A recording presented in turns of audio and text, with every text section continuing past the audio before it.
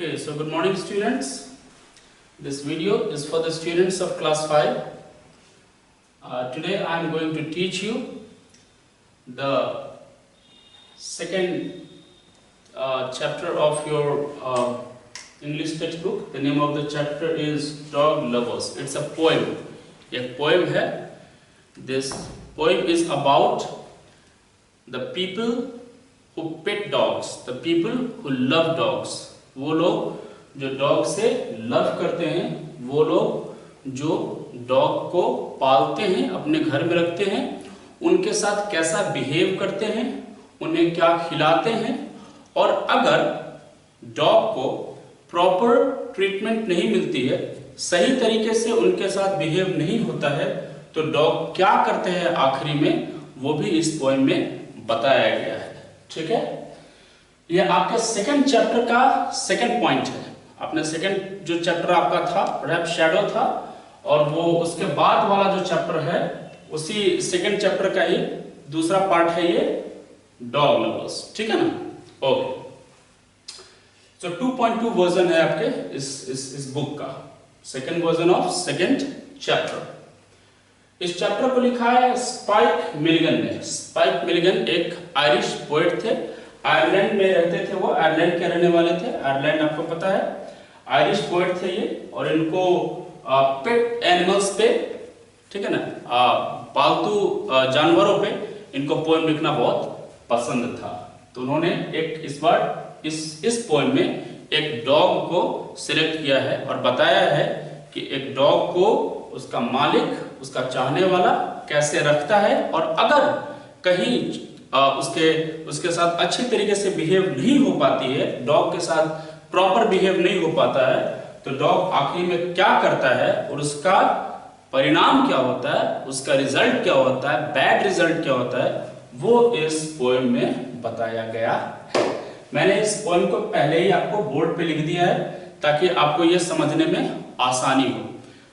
Poetry में जब poem पढ़ते हैं तो थोड़ा सा उसका जो लैंग्वेज होता है, उसके लिखने का तरीका बहुत शॉर्ट होता है, छोटे शब्दों में ज़्यादा बात कही जाती है पोएम में. जो स्टोरी पढ़ते हैं या प्रोज पढ़ते हैं उसमें सब चीज़ डिटेल में बताई गई होती है. जैसे आपने शैडो चैप्टर पढ़ा है आपने, तो उसमें एक एक लाइन को एक्सप्लेन किया, मैंने किया है. हर एक लाइन की अपने प्रॉपर मीनिंग थी. लेकिन पोएम में क्या होता है, सेंटेंसेस के वर्ड के अंदर उसके मीनिंग छुपे होते हैं, वर्ड में उसके मीनिंग छुपे होते हैं. इसलिए मैंने इसको बोर्ड पे लिख दिया है ताकि आप देखें और आपको आसानी से समझ में आए. ठीक है, तो लेट्स डिस्कस द पोएम.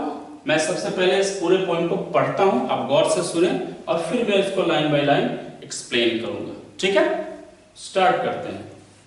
यहां से पोएम स्टार्ट होती है. So they bought you and kept you in a very good home. Central heating, TV, a deep freeze, a very good home. No one to take you for that lovely long run. But otherwise, a very good home. They fed you Paul and Chum, but not that lovely long run. Rest of the part of the poem यहाँ लिखा हुआ है. Until mad with energy and boredom, you escaped and ran and ran and ran under a car. Today they will cry for you. Tomorrow they will buy another dog. Written by Spike Milligan, एक Irish poet. ठीक है, अब इस poet में इस poem में जो poet जो है ना, वो डॉग से बात करते हैं. अब आप सोचोगे कि अब डॉग से कैसे बात की जा सकती है. डॉग तो हम ह्यूमन बींग्स की language they do not understand, वो तो समझते नहीं है.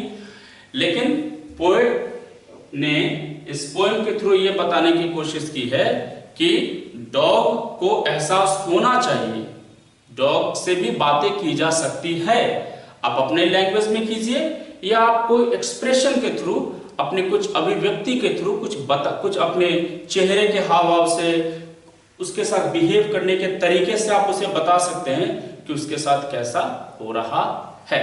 ठीक है, तो इस पूरे पोएम में पोएट जो है वो डॉग से बात कर रहे हैं। वो अब मैं एक एक लाइन को एक्सप्लेन करूंगा। Okay, so they bought you, यहां पे दे हो गए जो डॉग के मालिक होते हैं, लोग, पीपल, एंड यू हो गए यहां पे डॉग।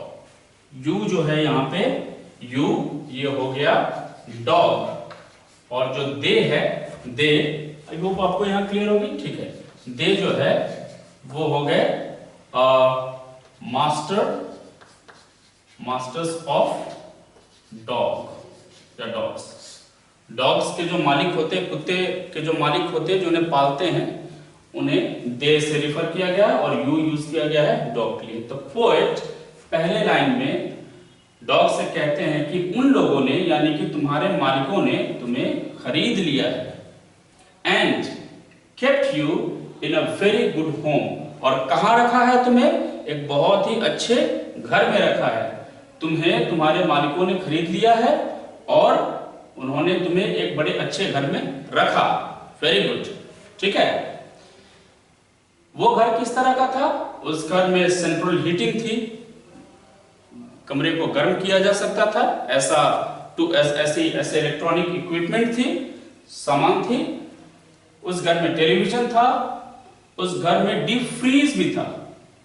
ठीक है ना, ठंडी चीजों को ठंडी करने के लिए फ्रीज भी था, कमरे को गर्म करने के लिए सेंट्रल हीटिंग भी थी। ठीक है, तुम्हें एंटरटेन करने के लिए, तुम्हें आनंद देने के लिए, तुम्हारा मन बहलाने के लिए तुम्हारे मालिकों ने टेलीविजन भी रखी हुई थी। ठीक है, वेरी गुड होम, कुल मिलाकर के तुम जिस घर में रहते थे, ठीक है ना, वो बहुत ही अच्छा होम था। ठीक है ना, अभी मैं था वर्ड क्यों यूज कर रहा हूं, ये आपको पोएम के एंड में पता चलेगा। अभी बोल दूंगा तो पोएम का इंटरेस्ट खत्म हो जाएगा। तो आप पढ़े, समझे और धीरे धीरे आप इंटरेस्ट ले। ठीक है ना, कि किस तरह के डॉग से बात हो रही है। ठीक है ना, आपको आखिरी में पता चलेगा। सो यहां तक ये लाइन है कि तुम्हें तुम्हारे मालिक ने खरीदा और तुम्हें एक बड़े अच्छे घर में रखा।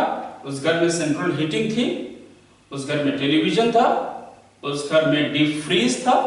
ठीक है, और कुल मिलाकर के वो एक बहुत ही अच्छा घर था। यहां तक तो पोएट बहुत अच्छी बातें डॉग के साथ कर रहे हैं। No one to take you for that lovely long run, लेकिन प्रॉब्लम क्या थी? घर बहुत अच्छा था, मालिक बहुत अच्छे थे, टेलीविजन थे, सेंट्रल हीटिंग था, डीप फ्रीज था, सब कुछ अवेलेबल था, लेकिन एक काम जो तुम्हारे मालिक को करना चाहिए था वो तुम्हारे मालिक नहीं कर सके। वो क्या? तुम्हें बाहर घुमाने ले जाते थे, वो तुम्हें एक जगह कैद करके रखते थे। आपको पता है, कोई भी जानवर हो या इंसान हो, वो ज्यादा देर एक जगह पे कैद होकर के नहीं रहना पसंद करता है। चाहे वो टाइगर हो, कैट हो, डॉग हो, कोई बर्ड हो, सबको फ्रीडम चाहिए होती है, सबको आजादी चाहिए होती है। हर कोई चाहता है कि मैं एक अच्छे जगह पे रहूं, लेकिन उसके साथ मुझे आजादी भी मिले, मैं बाहर जाऊं घूमने को, मैं लोगों को देखूं, लोगों से मिलूं। हम ह्यूमन बीइंग्स में भी ये चाहत होती है और एनिमल्स में भी ये चाहत होती है। They also want to go out in order to enjoy the surrounding, in order to meet various people, in order to watch और सी वेरियस थिंग्स, बहुत सारी चीजों को देखे, बहुत सारे लोगों से मिले। यहीं पे इस डॉग के मालिक ने गलती कर दी। क्या गलती कर दी? कि किसी ने, नो वन मतलब किसी ने भी तुम्हें बाहर सैर कराने के लिए, दौड़ाने के लिए, टहलाने के लिए किसी ने कोशिश नहीं की। कोई भी तुम्हें बाहर टहलाने को, रनिंग पे दौड़ाने के लिए नहीं ले गया। हमेशा तुम्हें वे घर के अंदर ही रखता था, जो तुम्हारे नेचर के, यानी कि डॉग के नेचर के अगेंस्ट है, विपरीत है, खिलाफ है। पेट एनिमल्स को भी हमें बाहर ले जाना चाहिए घुमाने के लिए, ताकि वो भी एंजॉय फील कर सके, अपने फ्रीडम को एंजॉय कर सके। But otherwise a very good home, लेकिन फिर भी, अदरवाइज मतलब फिर भी, चलो कोई बात नहीं है, ये बात तो, ये काम तो तुम्हारे जो मालिक थे वो नहीं करते थे, तुम्हें टहलाने नहीं ले जाते थे, लेकिन कुल मिलाकर के तुम एक अच्छे रिस्पेक्टेबल और एक अच्छे घर में रहते थे। क्यों? क्योंकि उस घर में सेंट्रल हीटिंग थी, उस घर में टेलीविजन था, उस घर में डीप फ्रीज था।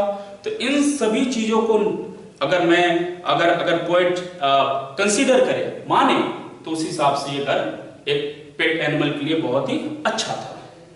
गलती सिर्फ यहां पे हो जाती है कि the dog was not taken out for a walk और फॉर अ रन। एक वॉक के लिए या फिर दौड़ाने के लिए मालिक नहीं ले जाते थे। आगे बढ़ते हैं। दे फेड यू पॉल एंड चम। पॉल एंड चम एक फूड का नाम होता है जो पेट्स को दिए जाते हैं।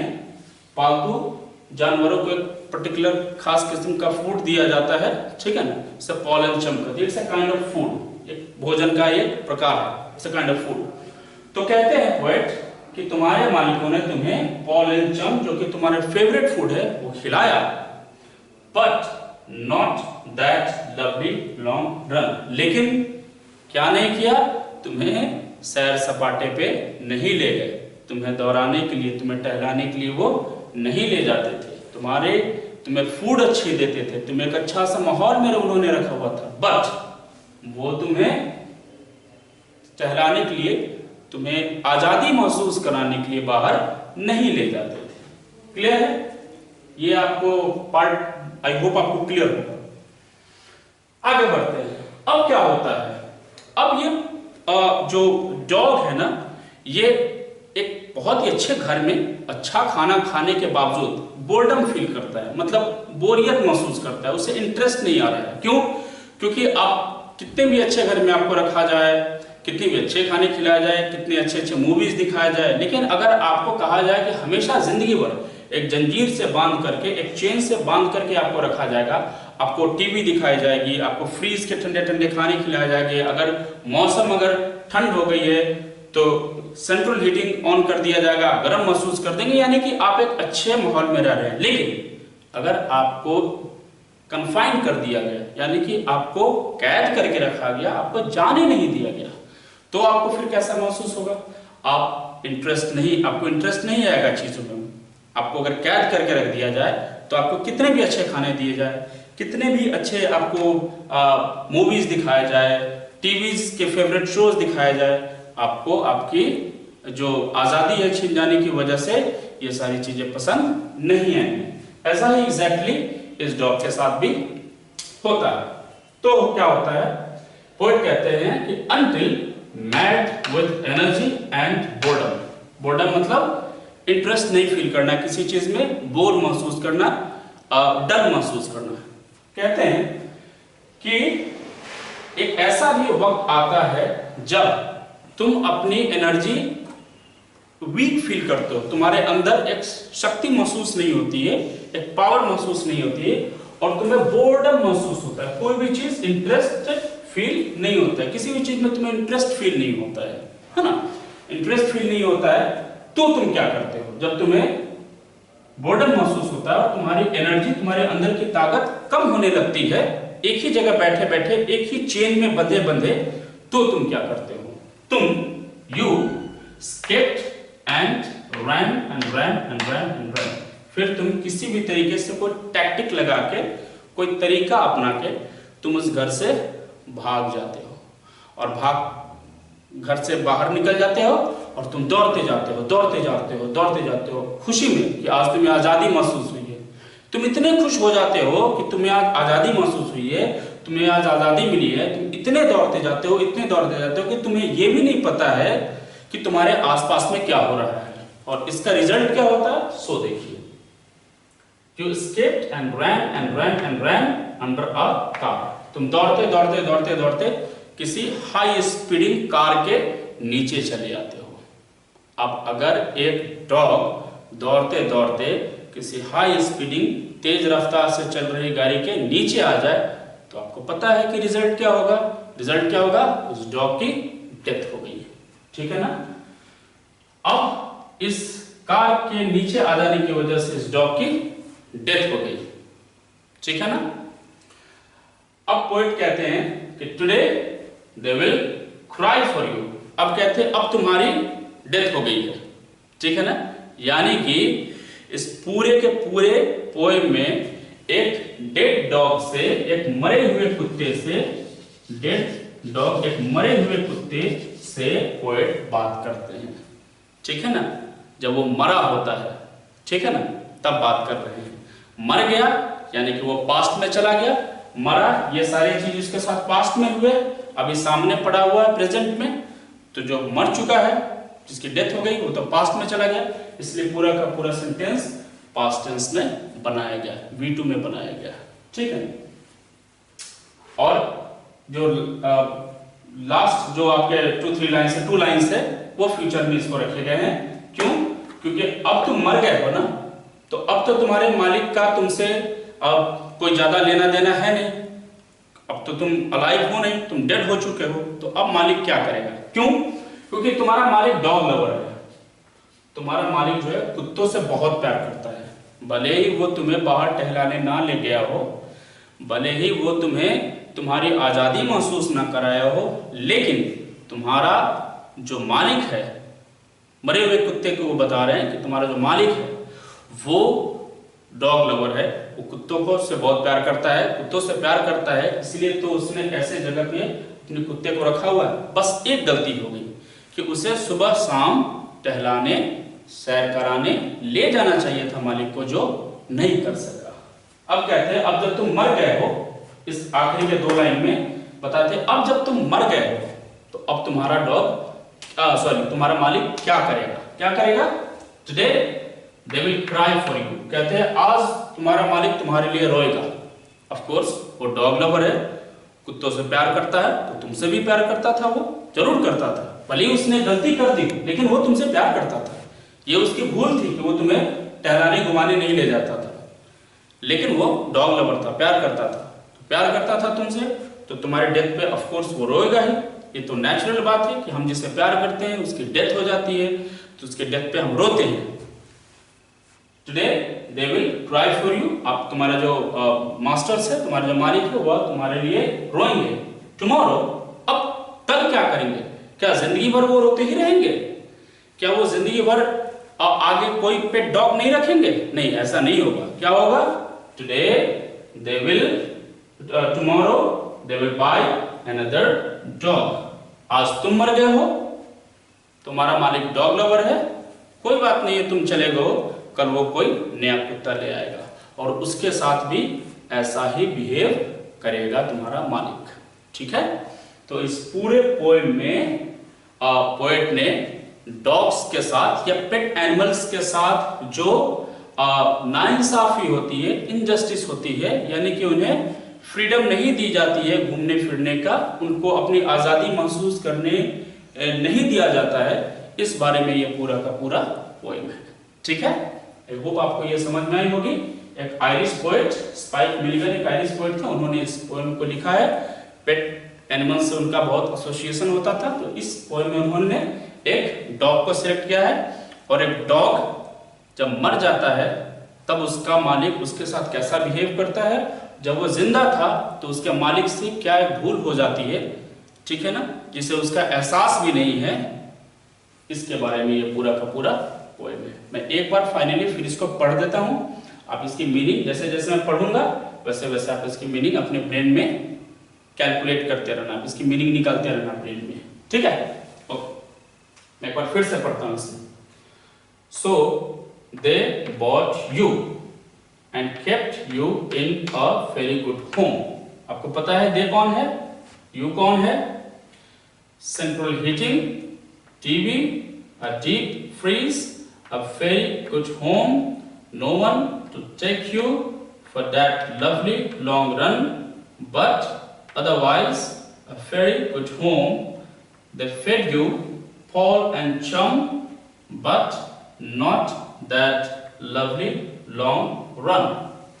Until mad with energy and boredom, you escaped and ran under a car. Today they will cry for you, tomorrow they will buy another dog. ठीक है, समझ में आ गई होगी आपको ये पोएम, ठीक है, बहुत आसान पोएम है। आप इस पोएम को याद करेंगे, रिमेंबर करेंगे, हर लाइन की मीनिंग निकालने की कोशिश करेंगे। आपको इसका क्वेश्चन आंसर्स मिल जाएंगे, आपको इसके क्वेश्चन आंसर जो होंगे इस चैप्टर के रिलेटेड वो मिल जाएंगे। और बेसिकली आपको इसमें करना क्या है, इस पोएम को याद करना है। रिमेंबर द पोएम, बहुत अच्छी पोएम है और पोएट के नाम के साथ। Remember the poem by heart. जुबानी इस पोएम को आप याद कर जाएं, ठीक है। इससे आपको पोएम लिखने की आने वाले टाइम में अगर आपको एक कोई छोटी मोटी पोएम लिखने की अगर मन करे तो आपको पोएम लिखने का तरीका पता हो तो ये पहले याद ही किया जाता है, याद कर करके आप इस पोएम को सीख सकते हैं, ठीक है। तो इस तरीके से आपका ये चैप्टर फिनिश होता है। Thank you.